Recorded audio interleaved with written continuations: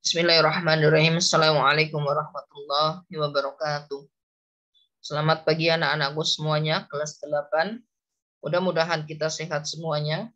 Jangan lupa perbanyak minum air putih, tetap jaga kesehatan, semangat belajarnya, apalagi dalam kondisi seperti ini.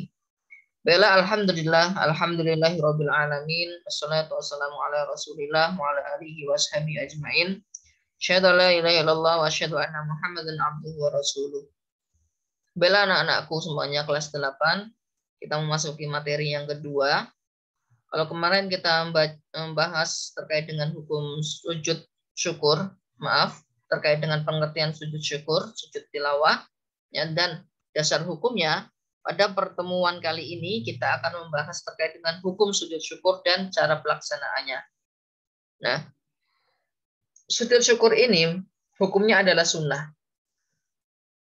Ini menurut jumhur ulama. Ya, artinya menurut kebanyakan ulama, hukum sujud syukur adalah sunnah. Artinya ketika kita melaksanakan, kita mendapat pahala. Dan ketika kita tidak melaksanakan, kita tidak mendapat dosa. Nah, pelaksanaannya adalah saat kita mendapatkan kebahagiaan atau mendengar suatu kabar yang menggembirakan, kemudian langsung kita sujud. Nah, ini selaras dengan pengertian sujud syukur yang kita bahas minggu kemarin. Sujud syukur boleh dilakukan tanpa harus berwudu terlebih dahulu. Nah, walaupun ada pendapat yang mengatakan sujud syukur harus berwudu. Nah, dilaksanakan satu kali, ya, sujud syukur itu dilaksanakan satu kali dengan menghadap kiblat atau sesuai dengan kondisi yang terjadi pada saat itu. Jadi ketika kondisi kita mungkin tidak menghadap kiblat pada waktu kita mendapatkan informasi yang baik atau nikmat dari Allah Subhanahu wa taala, kita langsung sujud, itu nggak apa-apa. Tidak ada doa khusus ya dalam sujud syukur ini. Mungkin ada beberapa doa, yang doa itu adalah doa terkait dengan syukur atau zikir-zikir terkait dengan syukur, kemudian kita sampaikan kepada Allah Subhanahu wa taala. Ini diperbolehkan.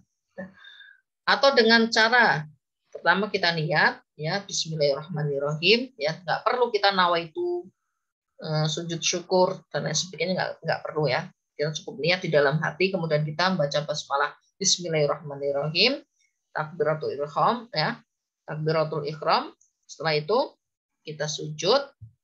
Dalam bacaan di dalam sujud itu kita bisa membaca tadi doa-doa yang terkait dengan syukur yang kita sampaikan kepada Allah Subhanahu wa taala. Nah, setelah itu barulah kita salam.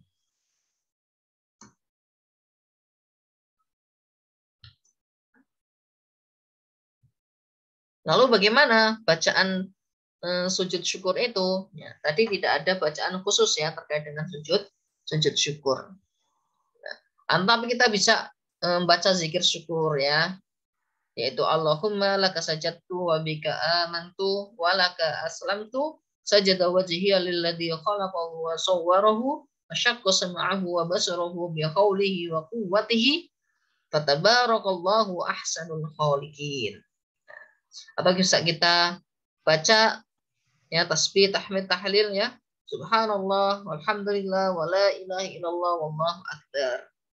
Ya, atau Rabbi auzidni an ashkura ni'mataka allati an'amta alayya wa ala walidayya wa an a'mala salihan tardah wa adkhilni bi rahmatika fi ibadika sholihin. Nah, bisa juga seperti itu bacaannya. Atau bisa kita baca juga dengan Allahumma inni ala dzikrika wa syukrika wa husni ala ibadatik. Gitu ya. Nah, itu doa-doanya. Nah, kita sudah membahas terkait dengan sujud syukur ya. Dari kemarin kita sudah membahas pengertiannya, dasar hukumnya, ya, kemudian kita tadi membahas tata caranya dan doanya. Nah, sekarang kita membahas sujud tilawah. Nah, sujud tilawah ini dilakukan karena kita mendengar ya atau membaca ayat-ayat sajadah ya, yang bisa kita lihat di dalam Al-Qur'an, mungkin ditandai dengan sajadah ya, gambar itu. Atau kita bisa melihat dengan gambar masjid dan lain sebagainya. Nah, kalau kita membaca ayat sajadah itu atau kita mendengar ayat sajadah itu, maka kita disunahkan untuk melakukan sujud tilawah. Nah, tata cara sujud tilawah ya, adapun kaifiyahnya, tata caranya ya, sujud tilawah ini dapat dibedakan sebagai berikut. Yang pertama, ketika dalam keadaan sholat. biasanya imam itu memberitahu informasi kepada makmumnya bahwa ia mau membaca ayat sajadah, maka nanti akan dilaksanakan sujud tilawah. Artinya biar tidak ada kesalahpahaman. Kok tiba-tiba di tengah sholat ketika imam baca ayat Al-Quran kok langsung sujud, gitu kan? Nah itu biar tidak ada kesalahpahaman. Itu bisa dilakukan ketika dalam sholat. Kita ketika membaca ayat itu atau mendengar ayat yang imam baca, kemudian imam melaksanakan sujud tilawah, kita mengikuti sujud tilawah itu. Nah gitu. Kemudian yang kedua yaitu sujud tilawah di luar sholat ya. Seseorang yang baca Al-Quran ya, atau kita mendengar seseorang baca Al-Quran, atau diri kita sendiri membaca Al-Quran, kemudian kita membaca ayat sajadah, atau orang membaca ayat sajadah kemudian kita mendengarkan, maka yang kita lakukan adalah untuk bersujud kepada Allah Subhanahu wa taala. Itulah dinamakan dengan sujud tilawah. Itu bisa di dalam sholat dan bisa di luar sholat. Intinya kita baca atau mendengar ayat-ayat sajadah, maka kita laksanakan sujud tilawah. Nah, sujud tilawah ini hukumnya adalah sunnah. Ya, yang melaksanakan mendapat pahala, yang tidak melaksanakan juga tidak mendapat dosa. Nah, itu yang harus kita garis bawahi. Selanjutnya, bagaimana sih bacaan sujud tilawah? Nah, ini yang biasanya ada dalam Al-Quran, yang kemudian biasa kita dengar dan biasa kita praktekkan adalah sajada wajhiya lilladzi khalaqahu wa sawwarahu wa syaqqa sam'ahu wa basarahu bi haulihi wa quwwatihi tabarakallahu ahsanul khaliqin. Nah, setelah selesai pembahasan sujud tilawah, kita membahas sujud syahwi. Sujud sahwi ya. Pengertian sujud sahwi berasal dari dua kata, yaitu sujud dan sahwi. Sujud yang memiliki makna meletakkan hidung, dahi, kedua telapak tangan, kedua mulut, kedua ujung kaki secara serentak di lantai. Sedangkan kata sahwi itu memiliki arti atau lupa, lalai ya. Lalu bagaimana menurut istilah? Ya, menurut istilah, sahwi atau sujud sahwi itu dilakukan karena tujuan untuk melengkapi gerakan-gerakan ketika kita sholat. Mungkin ada yang kelebihan, atau mungkin ada yang kekurangan, atau kita lupa dalam gerakan sholat itu. Nah, kemudian dilaksanakanlah namanya sujud sahwi. Nah, sebab sujud sahwi ya tadi ya, karena kelebihan namanya az-ziyadah, karena kekurangan namanya an-naqis ya, karena keraguan-keraguan namanya asyak, ya. Karena lupa melaksanakan sunnah abad ya. Sunnah abad ini dikatakan juga sebagai kita lupa tasyahud awal ya, atau membaca bacaan dalam tasyahud awal, ini boleh juga ya. Tata cara sujud sahwi. Tata cara sujud sahwi yang pertama ketika kita dalam keadaan sebelum salam, ketika sholat ya, keadaan sebelum salam, kemudian kita ingat ada yang lupa, ada yang kelebihan, ada yang kekurangan, atau kita ragu, nah maka sebelum salam itulah kita melaksanakan dua sujud. Ini dinamakan dengan sujud sahwi. Ya. Kemudian kalau kita lupa setelah kita salam, maka setelah salam itulah kita melaksanakan sujud sahwi. Nah, namun perlu dicatat bahwa ini bahwa dalam sujud sahwi itu kan kita mengucapkan kata takbir, Allahu Akbar. Nah, itu perlu dicatat. Allahu Akbar itu bukan takbiratul ihram ya, tapi takbir biasa kita sholat ya, tapi bukan takbiratul ihram ya.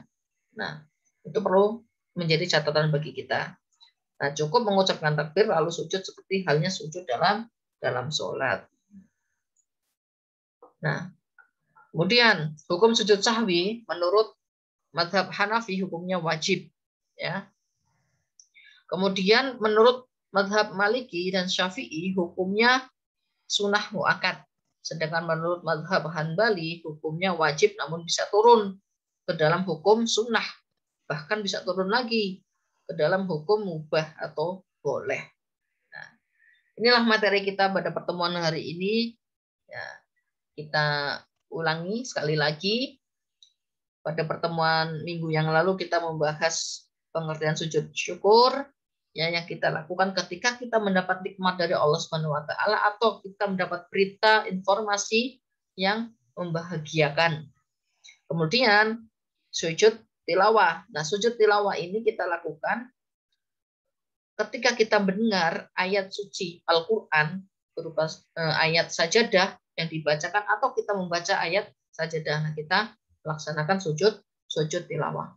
Yang terakhir adalah sujud sahwi. Nah, sujud sahwi ini kita lakukan ketika kita merasa ada kekurangan, kelebihan, ragu-raguan yang dalam sholat kita atau kelupaan dalam sholat kita.